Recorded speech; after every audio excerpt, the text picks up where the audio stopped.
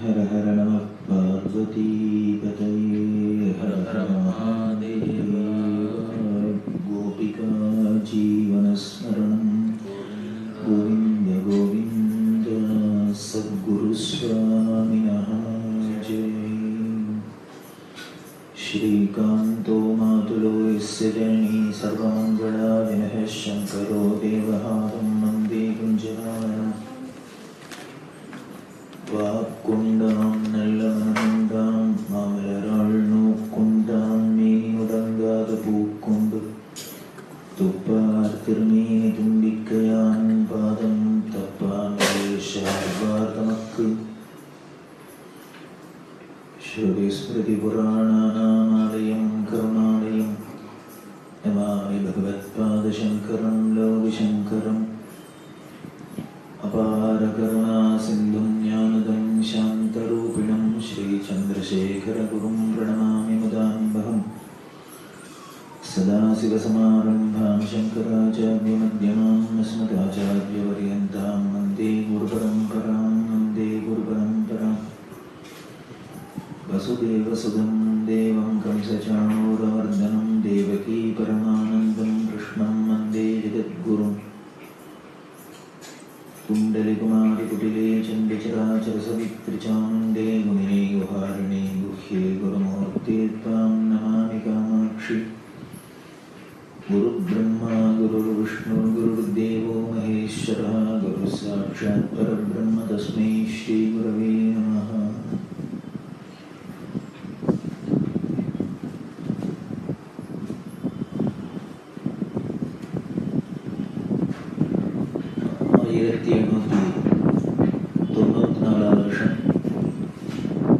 மே மாதம் 20ஆம் தேதி விழுப்புரத்தில் ஸ்ரீ சுப்பிரமணிய சாஸ்திரிகளுக்கும் ஸ்ரீமதி மகாலட்சுமி அம்மாளுக்கும் 2வது குழந்தையாக பிறந்த பெரியவா சுவாமிநாதன் அவரோட 13 வயசுல 1907ஆம் வருஷம் பிப்ரவரி 13 கரவைங்கிற இடத்துல சன்னியாசாசனம் கொடுக்கப்பட்டு ஸ்ரீ காஞ்சி காமகோடி பீடத்தோட 68வது பீடாதிபதியா நியமனம் பண்ணப்பட்டார். 13 வயசு குழந்தைக்கு என்ன ஒரு மெச்சூரிட்டி இருக்கும், அதுவும் நூற்றுக்கணக்கான வருஷத்துக்கு முன்னால உலகம் தெரிகிற ஒரு பருவம் இல்லை. ஆனால் பொறுப்பு ரொம்ப மிகப்பெரிய பொறுப்பு. ஒரு பீடாதிபதியும் அப்படின்னு இருக்கிறது, பீடாதிபத்தியத்தை வகிக்கிறதுங்கிறது ரொம்ப பெரிய காரியம். ஆசிரமம் சன்னியாச ஆசிரமம் 4 ஆசிரமத்துல சன்னியாச ஆசிரமம் ரொம்ப கடுமையான ஆசிரமம். அப்படி இருக்கிற சன்னியாச ஆசிரமம் வயசோ ரொம்ப சின்ன வயசு 13 வயசு, பொறுப்போ ஒரு பீடாதிபதிங்கிற பொறுப்பு, காலமோ கலிகாலம்.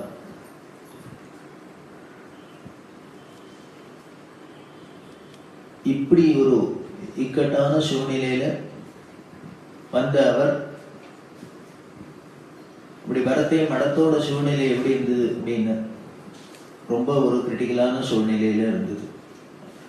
ஒருத்தர் பின்னால் ஒருத்தர், ஒரு வார வித்தியாசத்துல 2 ஆச்சாரியர்கள் சித்தியான சமயம். இது எல்லாத்துக்கும் மேல இந்த ஒரு விஷயம் பொறுப்பு முன்னறிவிப்பு இல்லாத திடீர்னு கொடுக்கப்பட்டது. திண்டிவனத்திலேருந்து காஞ்சிபுரம் அம்மா அழைச்சுன்னு வந்திருக்கா. காஞ்சிபுரத்துல மடத்துல கரவையிலேருந்து அந்த ஆச்சாரியர் அனுப்பிச்சவர் வண்டியோட வந்திருக்கு. வந்தவர் ஒரு ஸ்திரீ குழந்தைய அழைச்சுன்னு வந்திருக்கா. அதுவும் தாயார். அவள்கிட்ட எப்படி உன் பிள்ளைதான் சன்னியாசி அப்படின்னு சொல்ல முடியும்? அதை தாங்கிக்கிற மனோநிலை அவளுக்கு இருக்காது. அப்படிங்கிறதுனால அவர் என்ன பண்ணினார், நான் குழந்தைய அழைச்சிட்டு முன்னால போறேன், நீங்க சுப்பிரமணிய சாஸ்திரி வந்தோன்னு 2 பேருமா கலவைக்கு வாங்குவோம் அப்படின்னு சொல்லிட்டு இந்த 13 வயசு குழந்தைய வண்டியில ஏற்றின்னு வந்தவர் போற வழியில சொல்றார், குழந்தை இனிமே நீ திரும்பி வீட்டுக்கு போக மாட்ட அப்படின்னு. இதுதான் ஃபர்ஸ்ட் அனௌன்ஸ்மெண்ட். அப்போ கூட பெரியவா சொல்றா, நினைச்சாலாம். அவர் வண்டிக்காரர் அப்படி சொன்னார். நான் அவர் சொன்னதோட அர்த்தம் என்ன தெரிஞ்சினேன் அப்படின்னா, அங்க வந்திருக்கிறது எங்க பெரியம்மா புள்ளதான், எங்க அண்ணா தான் ஆசிரமத்துக்கு வந்திருக்கிறதுனால ஒரு காலம் அவரோட இருந்து நான் கைங்கரியம் பண்ண போறேனாக்கும், அவர் அப்படி விரும்பியிருக்காராக்கும் அப்படின்னு நினைச்சு நான் அங்க படத்திலேயே இருக்க போறேனாக்கும் தான் நினைச்சேன். அப்போ கூட இவாளுக்கு அந்த 67வது ஆச்சாரியர்கள் சித்தியானது தெரியாது. அவர் பீடாதிபதியா வந்ததுதான் தெரியும், அதுக்கப்புறம் நடந்தது தெரியாது. ஏன்னா ஒரு வாரத்துக்குள்ளதான் வித்தியாசம். அந்த காலத்துல டக்குன்னு அப்படி எல்லாம் கம்யூனிகேஷனுக்கு வசதியும் கிடையாது. நான் அப்படிதான் இருக்க போறேன்னு நினைச்சேன். அப்புறம்தான் கலவைக்கு போன அப்புறம் தான் தெரியும் அவருக்கும் இது மாதிரி ஆயிடுத்து, நான் தான் அங்க இருக்க போறேன் அப்படிங்கிறது தெரிஞ்சுது. அப்படின்னா அந்த சமயத்துல என்ன பண்றது, ஒரு குழந்தையோட மனநிலை எப்படி இருக்கும். அதுக்கப்புறம் அப்பா அம்மா வந்த அவளுக்கு இதோட ஷாக்கு. தெரியவா சொல்றா, எனக்கு முன்னால வந்தது எங்க பெரியம்மா புள்ளதான் வந்தார். எங்க பெரியம்மாக்கு ஒரே புள்ள, சின்ன வயசுலயே பெரியப்பா போயிட்டார். இந்த குழந்தை தான் இவர் வேதம் படிச்சு இந்த மடத்திலேயே விட்டுருந்தா. அப்படி இருக்கிறதே சன்னியாசியா போயிட்டான்னு பெரியம்மா இவ அம்மாட்ட சொல்லி அழுதாளாம். புருஷனும் தான் இல்லை அப்படின்னா இருக்கிற ஒரு குழந்தையும் நமக்கு ஒரு ஆதரவு இல்லாத சன்னியாசியா போயிடுத்து. அது போனதோட இல்லை, அடுத்தது போனதோட இல்லை, காலமும் ஆயிட்டார், சித்தியும் ஆயிட்டார். அப்படின்னா பெரியம்மாவால அந்த சோகத்தை தாங்க முடியல. ரொம்ப எங்க அம்மாட்ட அழுதா. அதுக்கப்புறம் நான் பீடாதிபதியா வந்தோடனே அது இன்னும் கவலையா போச்சு பெரியம்மாக்கு. அதனால எங்க அம்மாவை கட்டிட்டு அழுதுண்டே சொன்னா, என் புள்ள வயசையும் சேர்த்து வச்சு உன் புள்ள இருக்கட்டும்டி அப்படின்னு ஆசீர்வாதம் பண்ணினா. அதுதான் போல இருக்கு, இன்னும் போவேனான்னு உட்கார்ந்துட்டு இருக்கேன்.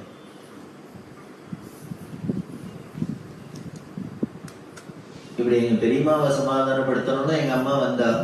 ஆனா இவளையும் சேர்த்து சமாதானப்படுத்த முடியுமா ஆயிடுத்து. அப்படி எதிர்பாராத ஒரு விஷயம் நடக்கிறது. அப்படின்னா இதை எதிர்பார்க்காத அப்பா அம்மா ரொம்ப செல்ல குழந்தையா வேற வளர்த்திருந்தா. ஆத்துல செல்ல பேர் கிணி, செல்லக்கிளி. அப்படி செல்லமா வளர்த்திருந்த குழந்தை தனக்கு இல்லை அப்படின்னு ஆனா அவளால அந்த ஷாக்கை தாங்க முடியல. அதோட இல்லை, இப்படி இந்த சின்ன வயசுல ஒரு சன்னியாச ஆசிரமம் பீடாதிபத்தியம் இதெல்லாம் சரியாக இருந்தா அந்த குழந்தையால சுமக்க முடியுமா அப்படின்னு ஒரு பயம். சமாதானப்படுத்த முடியல. ஆனா சுவாமிநாதனே சமாதானப்படுத்தல. இவ்வாறு இது நீனும் நினைக்கல, நானும் நினைக்கல. நீ நினைச்சு அவன் புள்ள சங்கராச்சாரியர் ஆகணும்னு இல்லை, நான் தான் நினைச்சேனா இல்லை. அம்பாவோட சங்கல்பம் இப்படிதான் இருக்கு அப்படின்னா இதுல நாம என்ன பண்ணலாம், அதுக்கு தலைவணங்கி போறதுதான் புத்திசாலித்தனம். இதை எதிர்த்து ஒண்ணும் பண்ண முடியாது.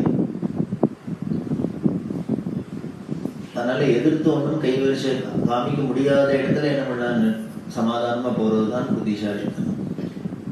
இப்படி எதிர்ச்சியா நடக்கிறது. அதனால இதை எதுவும் நம்ம கவலைப்பட வேண்டாம். என்ன நடக்கிறதோ நடக்கட்டும். காரணம், நான் தானே தீர்மானம் பண்ணினது, குரு பரமகுரு 2 பேரும் தீர்மானம் பண்ணியிருக்கா. இந்த பதவிக்கு எனக்கு யோகிதை இருக்கா அப்படின்னு நீனும் நானும் கவலைப்பட்டு பிரயோஜனம் இல்லை. அப்பாயின்மெண்ட் ஆர்டர் கொடுத்துருவர், இன்டர்வியூ பண்றவர் தான் இவனால வேலை செய்ய முடியுமான்னு அவர் தான் தீர்மானம் பண்ணிட்டு கொடுக்கணுமே வழிய, வேலை வாங்கிக்கிறவன் இல்ல இல்ல எனக்கு இந்த யோகிதையே இல்லை சார், எனக்கு இந்த வேலையை கொடுக்காதீங்கன்னு சொல்லுவார். எதை கொடுத்தாலும் படிச்சுடுவேன், பிரமாதமா பண்ணிடுவேன் அப்படின்னு தான் சொல்லுவார். அதனால கொடுக்குறவாளுக்கு அந்த கவலை இருக்கணும். நீனும் நானும் கவலைப்பட்டு பிரயோஜனம் இல்லை. எப்போ 2 பேரும் ஒருத்தருக்கு 2 பேரா நான் தானே தீர்மானம் பண்ணியிருக்காளோ அவளோட அந்த நம்பிக்கையை நம்புறேன். அதனால உட்கார்ந்து நீ இந்த ஆசிரமத்துல வீடுல இருந்து நல்ல பேர் வாங்கினேன்னா அது அவளுக்கு அனுகிரகம். இல்ல எனக்கு கெட்ட பேர் வந்தாலும் அதுவும் அவளுக்கு தான். என்னையான சொல்ல போகுது, இப்படி ஒருத்தரை பார்த்து வச்சுட்டு போனார் பாருன்னு அவரை தான் சொல்ல போறேன். அதனால எந்த விதத்திலையும் நம்மளோட கண்ட்ரோல்ல இல்லை, நம்மளோட சாமர்த்தியத்துல இல்லை. அதனால அப்படி என்னை நம்பி இதுக்கு தீர்மானம் பண்ணியிருக்கிற அந்த குருவோட நம்பிக்கையை, அந்த கிருபையை, அனுகிரகத்தை நம்புறேன். அது என்ன பண்றதோ பண்றோம், காப்பாற்றுறபடி காப்பாற்றுறோம் அப்படின்னு அப்பா அம்மாக்கு ஆறுதல் சொல்லி அவளோட சம்மதத்தோட தான் இவர் சன்னியாசம் வாங்கிட்டார். சம்மதம்னா என்ன, மௌனமா சம்மதம், அவ்வளவுதான். அன்னைக்கு பார்த்ததுதான் இந்த குழந்தைய. அதுக்கப்புறம் அவ ஆயுசுல இந்த குழந்தைய பார்க்கல.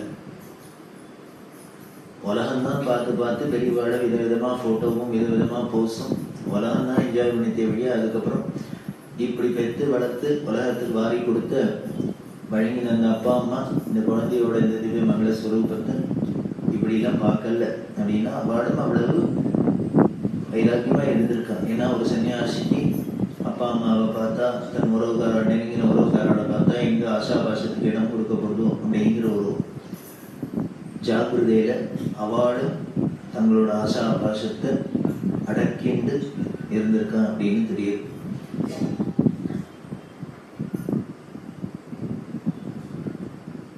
அப்படி குரு பரமகுரு ரெண்டு பேருக்கும் பண்ண வேண்டிய காரியங்கள் எல்லாம் முடிச்சென்று நேர கும்பகோணத்துக்கு வந்தா 1907 மே மாசம் 9 கும்பகோணத்துல பெரியவாளுக்கு பட்டாபிஷேகம் நடந்தது. காஞ்சி காமகோடி பீடத்தோட பீடாதிபதியா. ஏன் கும்பகோணத்துல போய் நடந்தது அப்படின்னா, முன்னமே சொல்லியிருக்கும்,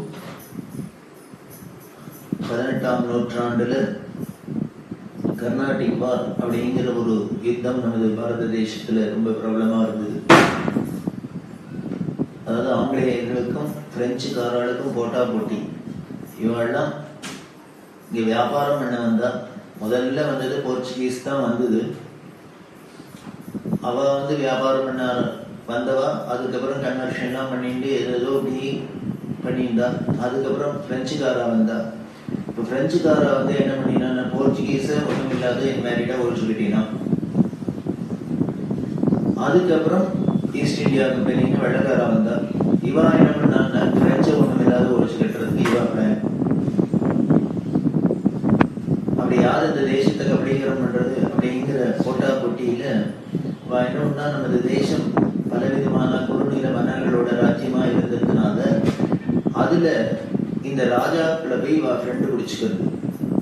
ஃப்ரெண்டு பிடிச்சிருந்து அவளுக்கு ஆசை காமிச்சு அத்தை பண்ணி இந்த பண்ணி ஹெல்ப் பண்றாங்கலாம் பண்ணி தங்களுக்கு சப்போர்ட்டிவா அவளை அழிச்சுக்கிறது.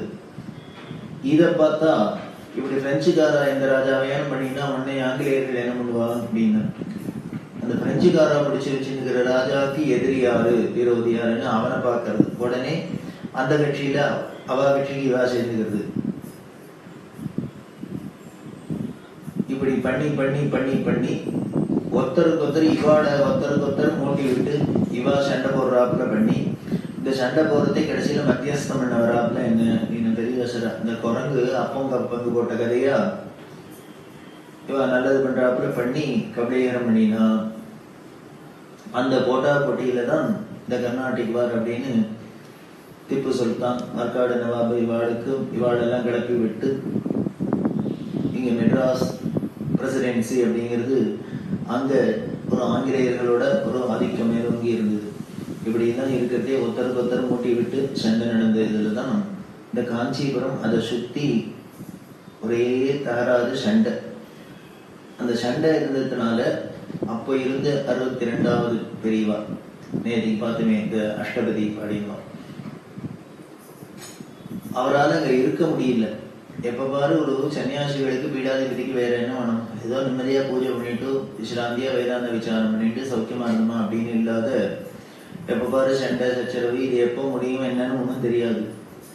அதனால அவர் என்ன பண்ணாரு, எங்கேயானும் நிம்மதியா இருக்கிற இடத்த தேடி போகணும் அப்படின்னு எப்பொழுதுமே நமது தேசத்துல ரொம்பவே சேஃபஸ்ட் பிளேஸ் தமிழ்நாடு.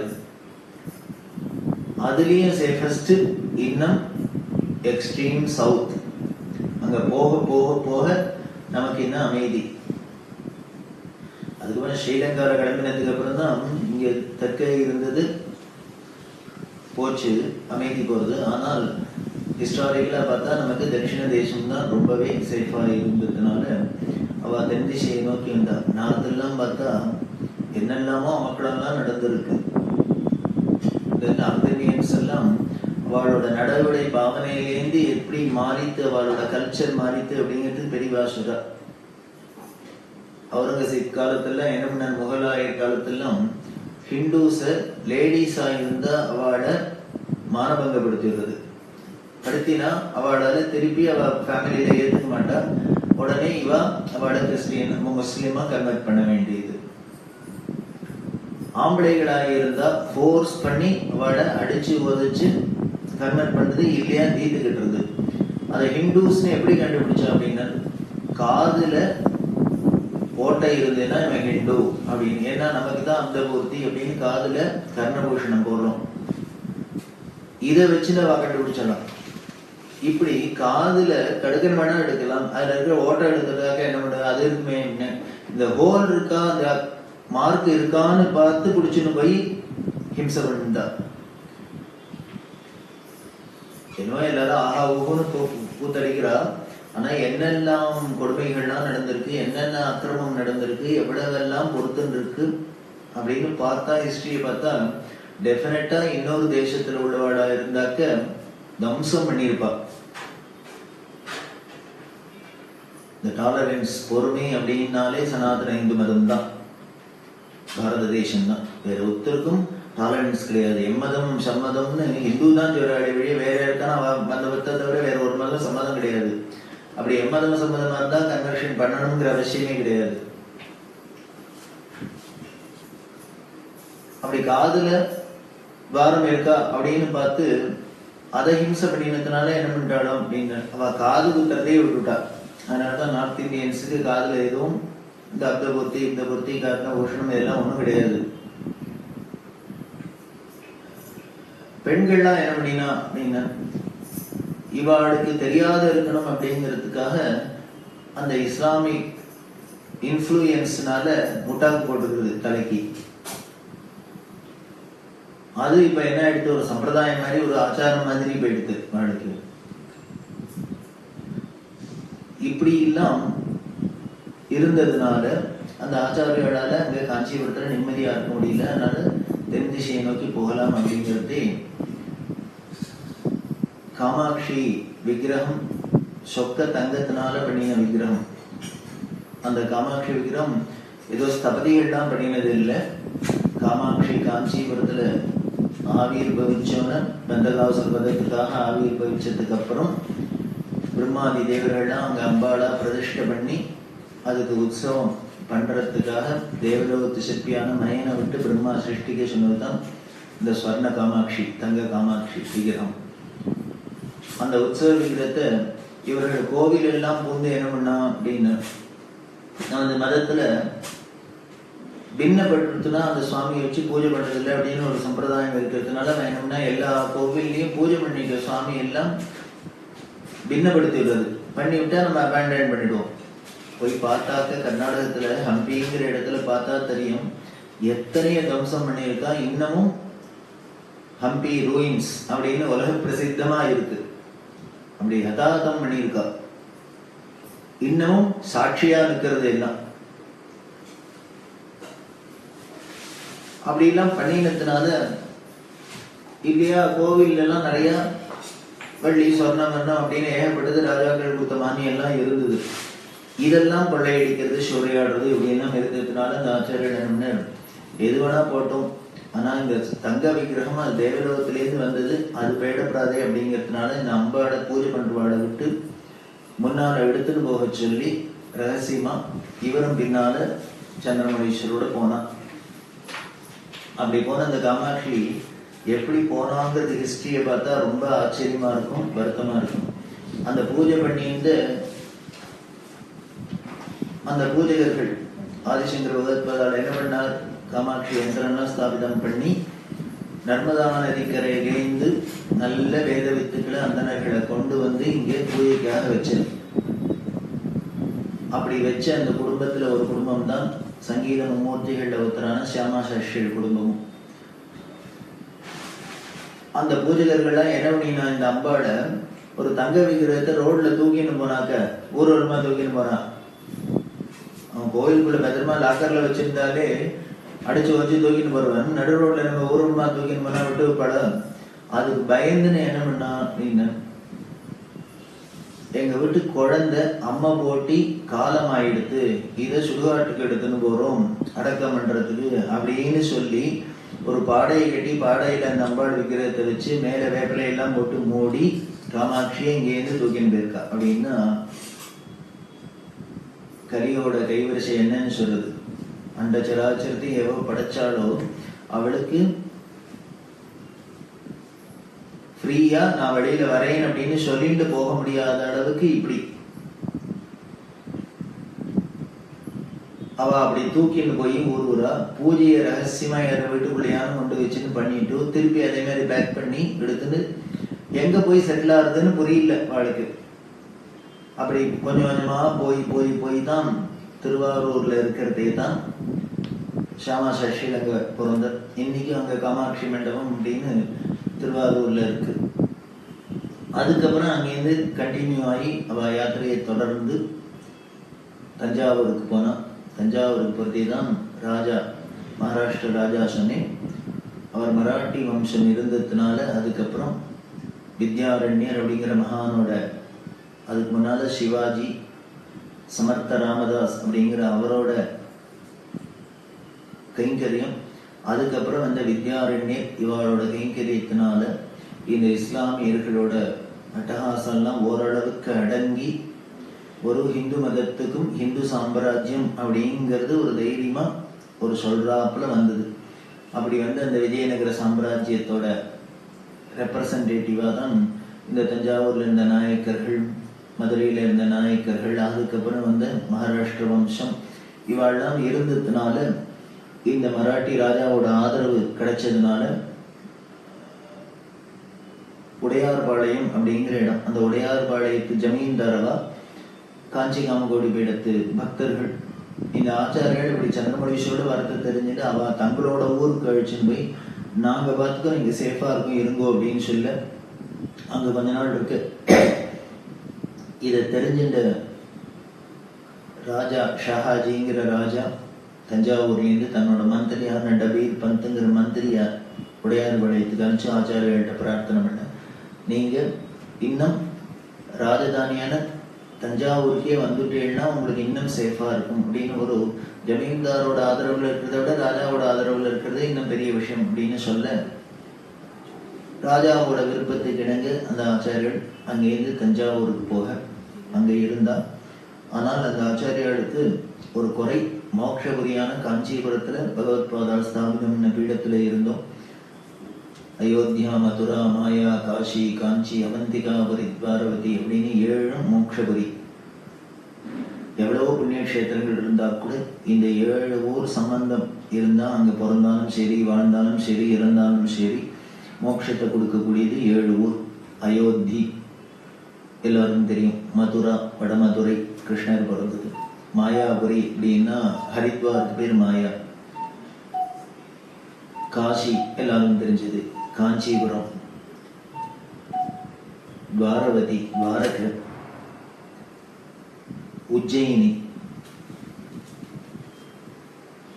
அவந்திகாபுரி அப்படின்னா உஜ்ஜயினிக்கு பேர் அவந்திகாபுரி. இந்த 7 ஊரும் மோட்சபுரி.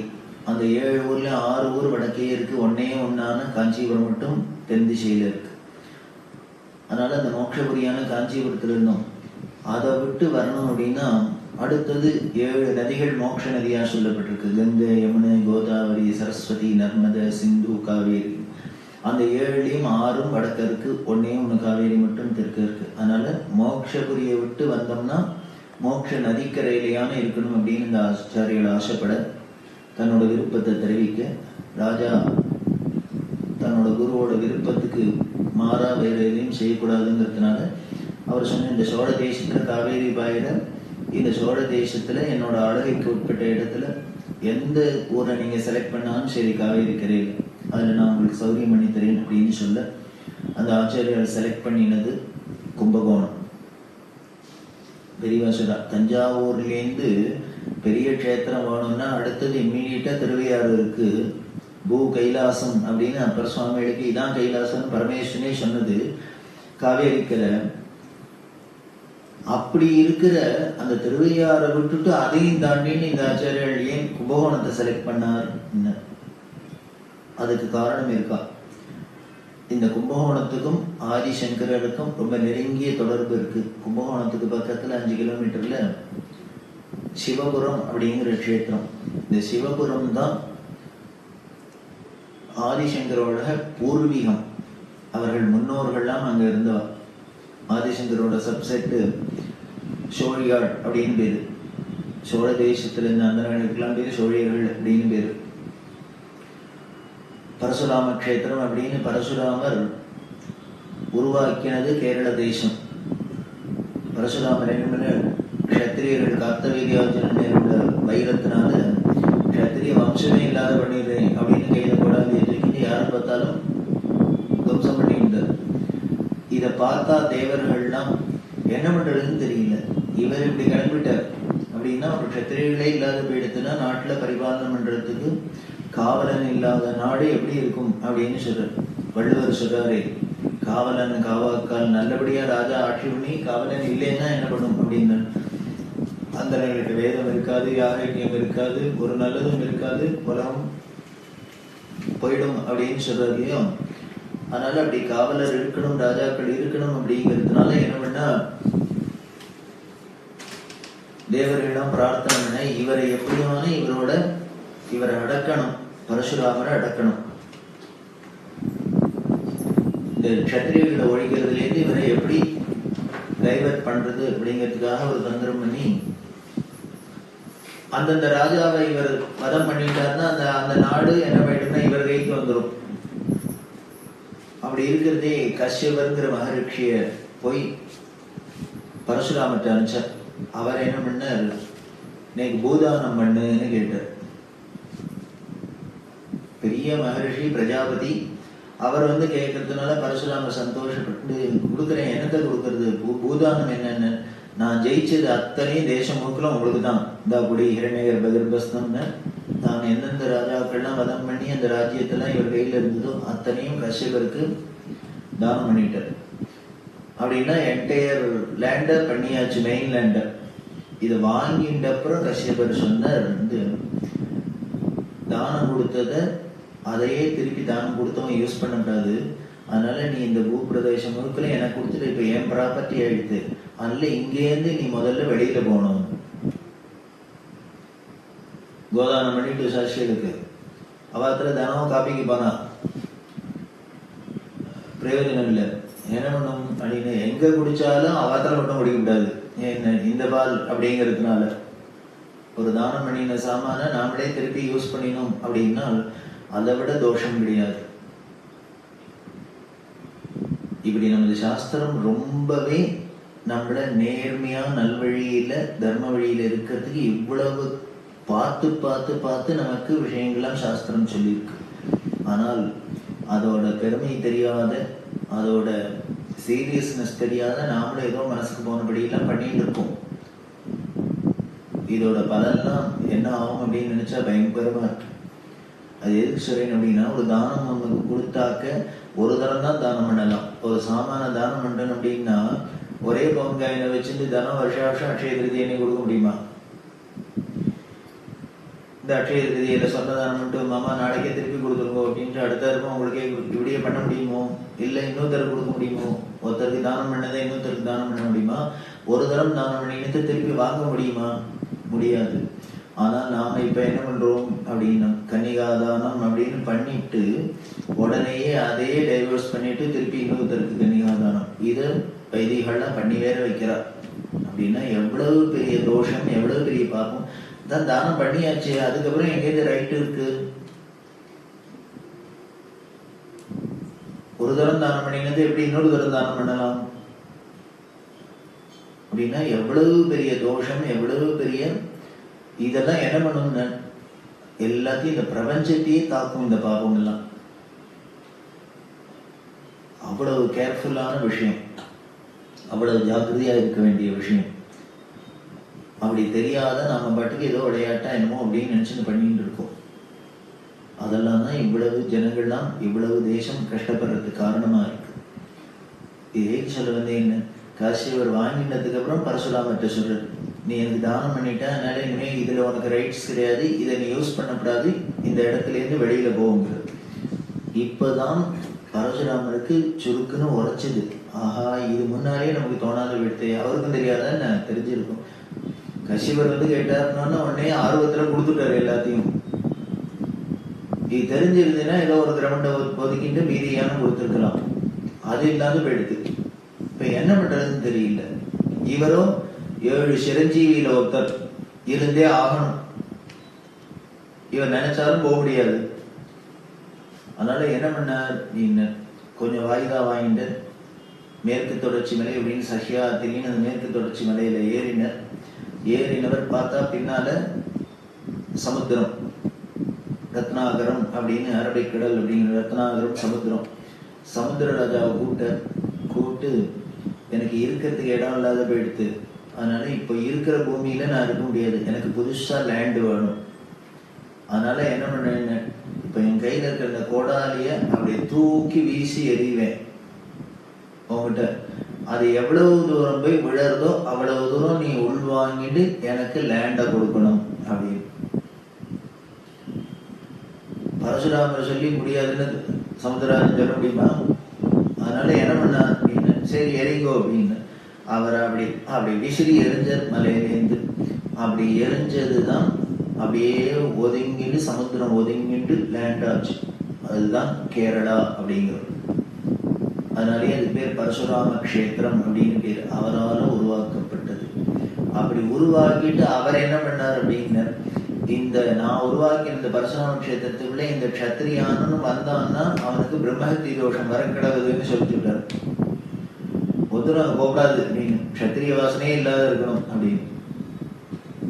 இப்படி மெயின் லேண்ட கிரியேட் பண்ணிட்டு அங்க இருக்கிறதுக்கு ஆள் வேணுமே, ஒருத்தருமே இல்லாத இவர் மட்டுமா பாட்டுருக்கிறது. அதுக்கு மனுஷா வேணுங்கிறதுக்காக என்ன பண்ணார், பக்கத்துல இருந்த தமிழ்நாடு, ஆந்திரா, கர்நாடகா முதலான தேசங்கள்லேருந்து நல்ல பேர வித்துக்கள் இவாளெல்லாம் போய் கூப்பிட்டு, இது மாதிரி இருக்கு, இங்கேயே என் கஷ்டப்படுறேன், அங்க வந்தேன்னா நல்ல இடம் இருக்கு, சௌரியமா இருக்கு, வாங்குவோன்னு எல்லாரையும் மைக்ரேட் பண்ணி அழிச்சுன்னு போனார். அங்க போனாக்க கொஞ்ச நாளைக்கு இருந்துட்டு, எங்களுக்கு போர் அடிக்கிறது சார், எங்க ஊர் மாதிரி இல்லை, நாங்க திரும்பி போறோம்னு வந்துட்டா என்ன பண்றது, அதனால என்ன பண்ண, நாம திரும்பி வர முடியாத வாடகை இருக்கணும் அப்படின்னு அவளோட இவா எது பிராக்டிஸ் பண்ணியிருந்தாலும் இந்த சம்பிரதாயத்தெல்லாம் ஒரு வித்தியாசத்தை உருவாக்கி அப்படி கிரியேட் பண்ணப்பட்ட அந்த வம்சம் தான் நம்பூதிரிகள் அப்படின்னு பேரு. இவா எல்லாருமே பூர்வம் ஒன்னா தமிழ்நாடா இருக்கும், இல்ல கேரளாவா, இன்னொன்னு ஆந்திராவா இருக்கும், இல்ல கர்நாடகமா இருக்கும். இங்கேருந்து வந்த வேத வித்துக்கள் தான். அப்படி தமிழ்நாட்டிலேருந்து இந்த சிவபுரத்திலேருந்து போன ஒரு ஃபேமிலி தான் ஆச்சாரியோட ஃபேமிலி.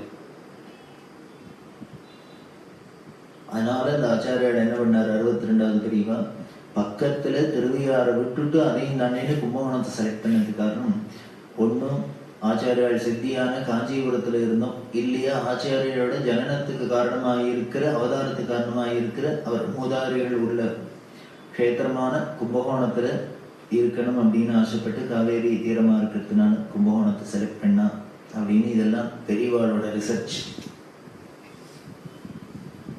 ஏன் திருவையாரை விட்டுட்டு, யாரும் திருவையாரை விடுவாளோ, திருவையாரை விட்டுட்டு ஏன் கும்பகோணத்தை அதையும் தாண்டிட்டு தஞ்சாவூர்லேருந்து வந்தார் அப்படிங்கிறதுக்கு சாட்சி.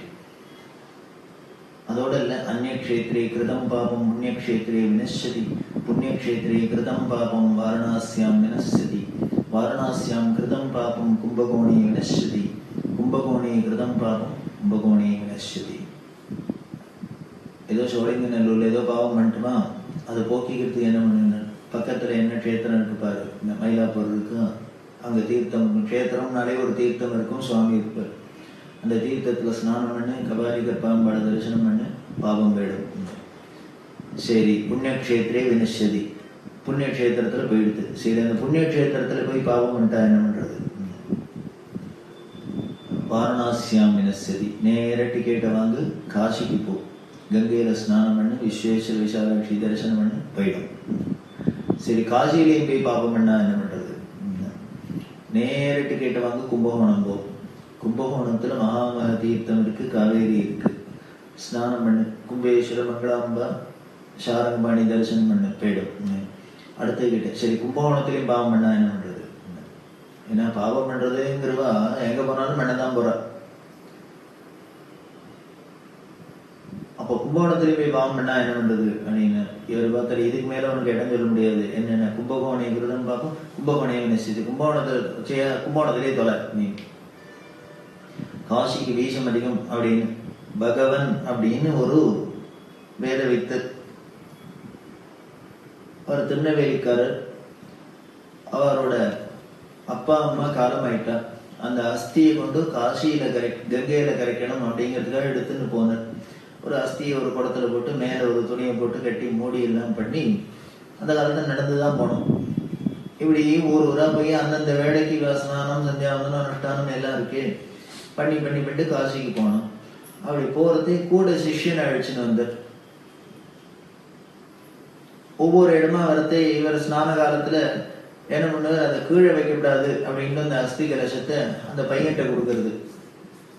அவன் கையிலேயே பிடிச்சிருந்து போய் இவர் போய் ஸ்நானம் பண்ணி ஜபமெல்லாம் பண்ணிட்டு வந்து இவரை வாங்கிட்டு அப்புறம் அவன் போய் குளிக்கிறது, இப்படியே பண்ணிட்டு இப்படி கும்பகோணத்துல வந்தா காவேரி கரையில ஸ்நானம் பண்ணான். இவர் அந்த பையன்கிட்ட கொடுத்துருந்தார். கொடுத்துட்டு நீ வச்சுக்கோ, நான் ஸ்நானம் எல்லாம் பண்ணிட்டு வரேன்னு.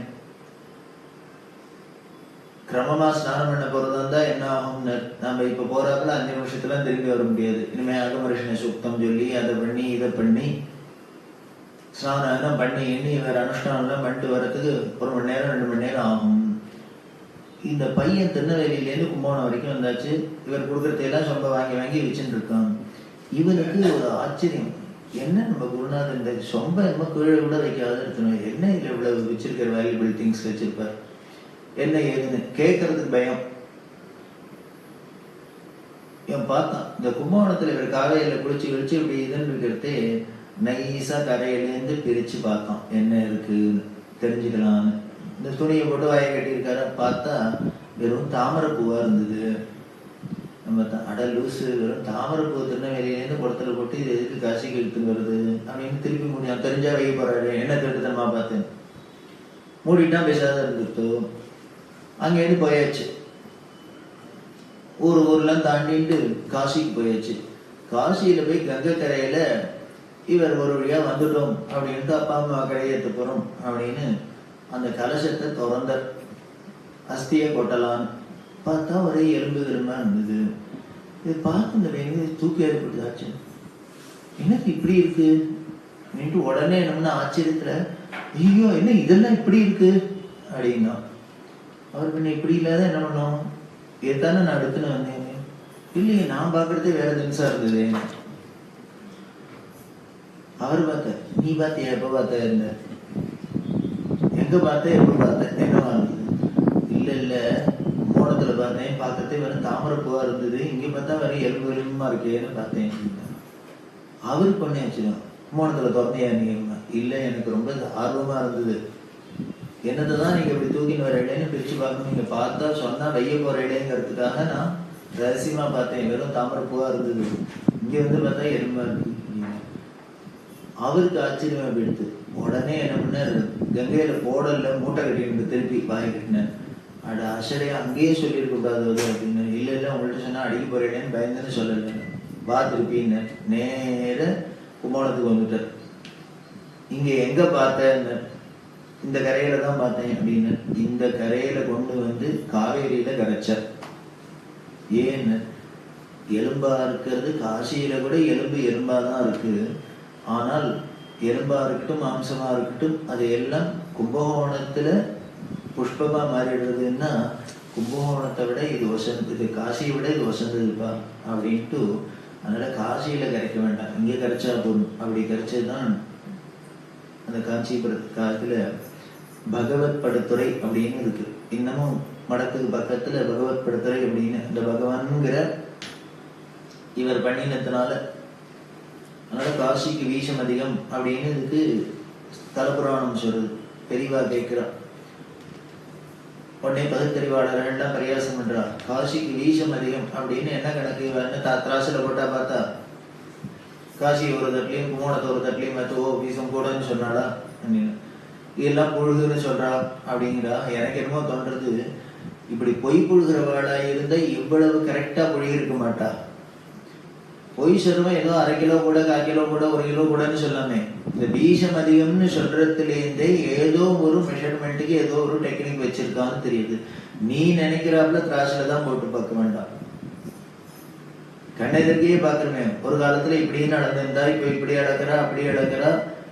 ஒரு மெஷர்மெண்ட்டுக்குன்னு எவ்வளவு டெக்னிக்ஸ் வந்திருக்கு. அது போல ரிஷிகளுக்கு ஏதோ ஒரு டெக்னிக்ஸ் வச்சுன்னு இது நடந்திருக்கான்னு தெரியுது. இந்த வீசம் அதிகம்னு சொல்றதுலேருந்தே இது உண்மைன்னு நம்பலாம். பொய் சொல்லியிருந்தா வாயில வந்துட்டு சொல்லியிருக்கலாம். அப்படி ஒரு க்ஷேத்திரமா இருக்கிறதுனால இந்த கும்பகோணத்தை அவர் செலக்ட் பண்ண உடனே ராஜா தன்னோட மந்திரியான டபீர் பந்த்ங்கிற மந்திரியை விட்டு காவேரி கரையில பிராச்சீனமா இருந்த மடத்தை விஸ்தாரமா கட்டித்தர சொல்லி பக்கத்துல சாலைகள்லாம் அமைச்சு மடத்துல கைங்கரியம் பண்ணுவா எல்லாருக்கும் வசதி இருக்கிறாப்புல சாலைகள் அமைச்சு எல்லாம் பண்ணி கொடுத்தார். அன்னியிலேருந்து அந்த இதெல்லாம் நடந்தது 1783. 1783ல அந்த ஆச்சாரியர் சித்தி ஆயிட்டார். 1780s or 1775 அது மாதிரி வச்சுக்கலாம்.